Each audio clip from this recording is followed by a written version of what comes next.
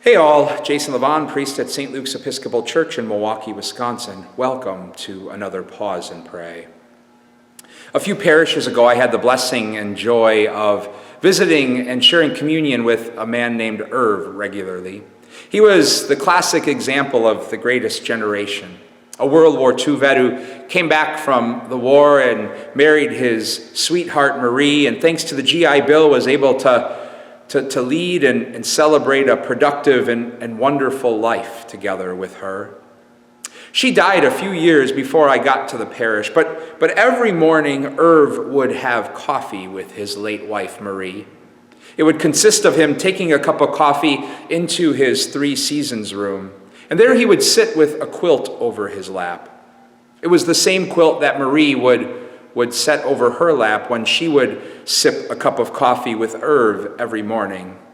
And Irv would joke how he was always warm and she was always cold, but he didn't mind the quilt now because it was just another way he felt close to Marie.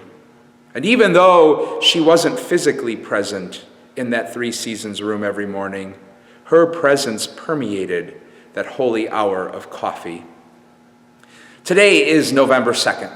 The commemoration of the faithful departed, All Souls.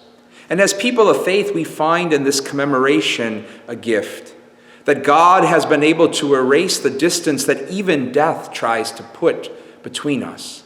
That somehow in the wideness of God's embrace, we remain closely connected with those who have gone before us. And in that lies a holy and sacred invitation to pause and to pray about today. Maybe it's reflecting on the signs we come to experience every now and then that calls to mind the memory of a loved one in our hearts and souls and connects us again and anew with them. Or maybe it's to do what Irv did every morning, to grab a cup of coffee, to sit with a quilt or a memento of a loved one who has gone before, and just ponder the gift that they were and continue to be to us to this very day.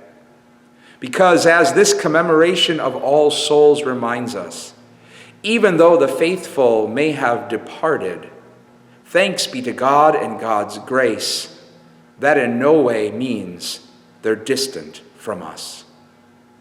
God's peace and blessings to you all.